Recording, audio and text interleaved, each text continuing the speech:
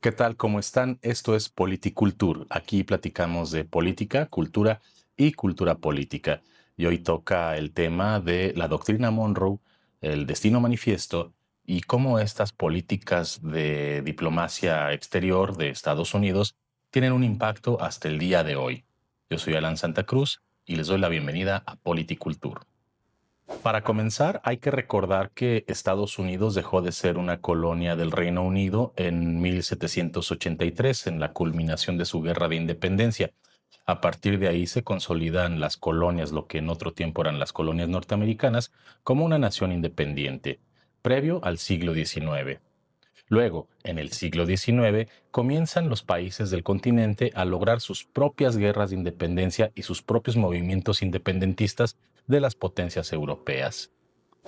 Así, en 1823, el presidente norteamericano James Monroe dicta la llamada Doctrina Monroe, una política de diplomacia exterior que se puede entender con la frase América para los americanos.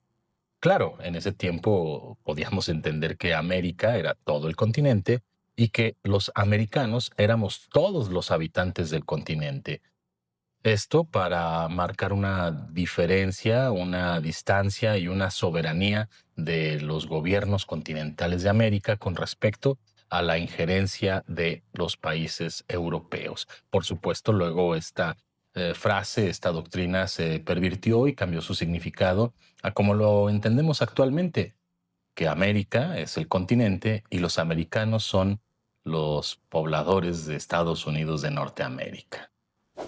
Paralelamente, también en el siglo XIX, en 1845, en el contexto en el que Texas estaba siendo anexado al territorio norteamericano como un estado confederado y esclavista, el supremacista blanco y periodista John O'Sullivan acuñó el término destino manifiesto para explicar y propagar la política de expansionismo norteamericano. Este expansionismo pues implicaba la expansión de la cultura patriarcal, blanca, capitalista de Estados Unidos y pues justificar la presencia de estas instituciones norteamericanas en los distintos puntos del continente.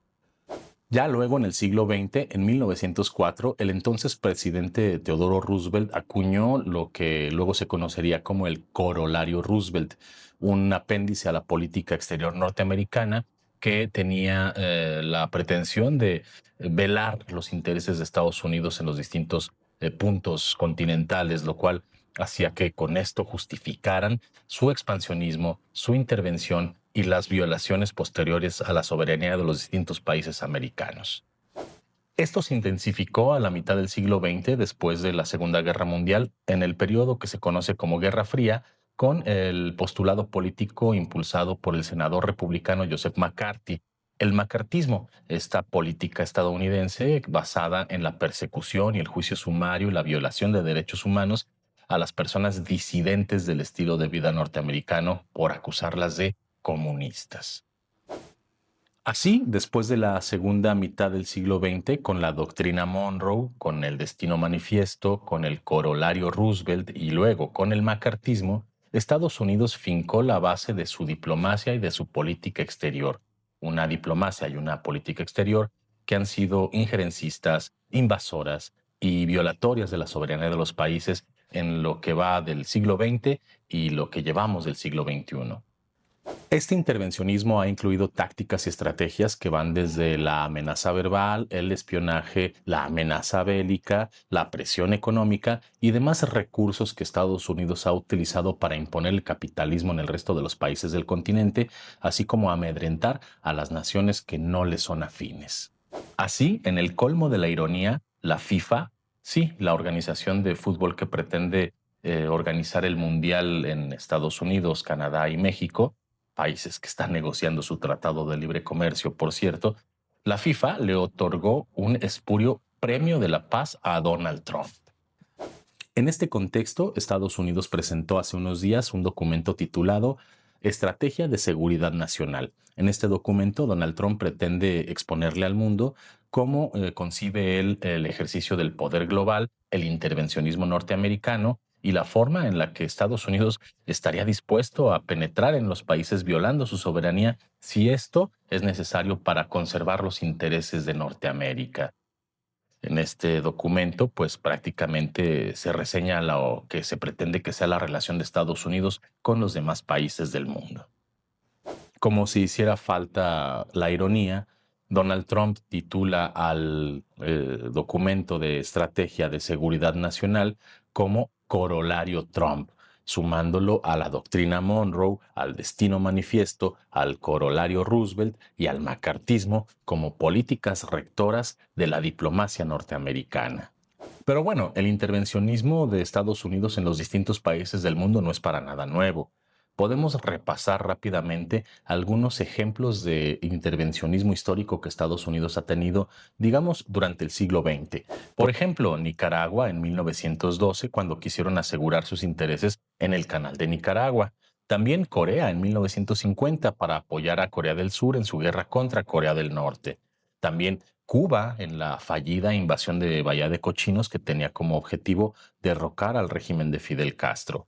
También Vietnam de 1961 a 1975, con una guerra que perdió Estados Unidos, que le causó muchísimas bajas, que fue una vergüenza para el mundo con miles y miles de muertos y que tenía como presunta finalidad evitar la expansión del comunismo en el sureste asiático. También Kuwait de 1990, con esta guerra, recordemos la tormenta del desierto, la primera guerra televisada en vivo en la década de los 90, que tuvo la pretensión de derrocar a la ocupación iraquí en aquel territorio. También en el siglo XXI ha habido graves ejemplos de incursiones militares e intervencionismo de Estados Unidos en distintos países. Podemos recordar, por ejemplo, la ocupación de Afganistán entre 2001 y 2021 como respuesta a los atentados del 11 de septiembre en el World Trade Center, con la finalidad de desarticular a los talibanes y a Al Qaeda, cuando, recordemos, tanto los talibanes como Al Qaeda fueron creaciones del propio Estados Unidos cuando tuvieron la intención de limitar el avance ruso en el Medio Oriente en la década de los 80. También podemos recordar la invasión a Irak de 2003 a 2011 para derrocar al dictador Saddam Hussein, mintiendo sobre la posesión de Irak de armas de destrucción masiva. Esta no la podemos olvidar porque tiene repercusiones en la actualidad. Estados Unidos mintió sobre que Irak tenía armas de destrucción masiva con la finalidad de justificar la invasión. Luego se comprobó de que pues esto era una mentira, ¿no? También luego Siria de 2014 hasta la fecha que tiene pues como objetivo atacar al Estado Islámico y pues actualmente Irán que se da una invasión, un ataque, una intervención militar en 2025, todavía a finales de este año 2025, para defender los intereses de Estados Unidos en la región y pues favorecer un poco también la posición de Israel en el genocidio contra Palestina. En este contexto podemos sumar también la catalogación que hizo Estados Unidos hacia los cárteles de la droga como organizaciones terroristas. Esto es importante, ya que México y Venezuela están implicados. Igualmente, en días pasados, la administración de Donald Trump catalogó al fentanilo como arma de destrucción masiva. El fentanilo es un analgésico, es un químico que se aplica para calmar dolores severos o después de cirugías. Este analgésico, pues lastimosamente se ha utilizado de forma ilegal para la producción de drogas sintéticas que son comercializadas por los cárteles criminales. Por ello, pues Donald Trump tuvo la ocurrencia de nombrarlo como arma de destrucción masiva. Donald Trump pudo haber metido más dinero para políticas públicas de salud en prevención de adicciones. Donald Trump pudo haber metido más dinero en fortalecer las acciones policiales contra los cárteles que sí son norteamericanos y que sí operan en Estados Unidos, pero no hizo ninguna de las dos cosas. Prefirió nombrar como arma de destrucción masiva a un analgésico. Aunque pareciera una ocurrencia como las que Trump nos tiene acostumbrados, el tema tiene un poquito más de trasfondo porque al darle esta nomenclatura puede con ello justificar incursiones militares en países donde se produce, comercializa, distribuye el químico porque pues es más fácil pegarle al vecino en vez de curar las adicciones de su propia población. Así, con esta lógica torcida, la administración de Donald Trump pone al fentanilo, a un analgésico, en el mismo catálogo y al mismo nivel de peligrosidad que las armas nucleares. Todo esto, pues, para justificar lo que en su documento de la Estrategia de Seguridad Nacional tiene que ver con la relación de Estados Unidos con el resto de países del mundo.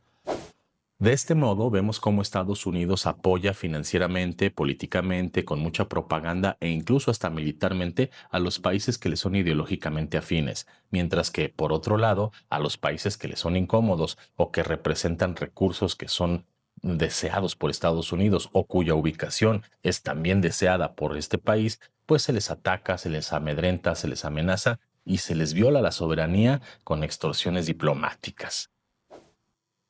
De este modo, vemos cómo doctrinas diplomáticas y política exterior norteamericana afincada desde el siglo XIX tiene validez y peso al día de hoy. Estas nociones como la de la doctrina Monroe, que habla sobre América para los americanos, el destino manifiesto, que le da una justificación casi divina a que Estados Unidos se expanda por donde más pueda, el corolario Roosevelt, con el que se pretende justificar la intervención a las soberanías de otros países, el macartismo, que legitima la persecución a la disidencia, y ahora el corolario Trump, que con el documento de la Estrategia de Seguridad Nacional delinea la relación de Estados Unidos con el resto de países del mundo, pues podemos ver cómo se constituye este cuerpo ideológico con el que Estados Unidos pretende justificar asesinatos selectivos o en masa, intervenciones, amedrentamiento con tropas y pues todo lo que la liga puede estirar para que este país, Estados Unidos, pueda reafirmarse como lo que se ha autoproclamado policía del mundo, un policía que es no solo el policía del mundo, sino es el juez y es también el verdugo. ¿Qué podemos decir? Así empezamos 2026 con pues un pronóstico reservado en lo que se refiere a la forma en la que Estados Unidos intentará expandir su estilo de vida no solo al continente americano, sino, como ya lo dice el documento de Donald Trump, hacia los demás países del globo. Yo soy Alan Santa Cruz, esto es Politiculture, aquí platicamos de política, cultura y cultura política. Si les gusta más contenido como este, suscríbanse, compartan, difundan, comenten y alimentemos la discusión, que es finalmente algo para todas y todos. Hasta la próxima.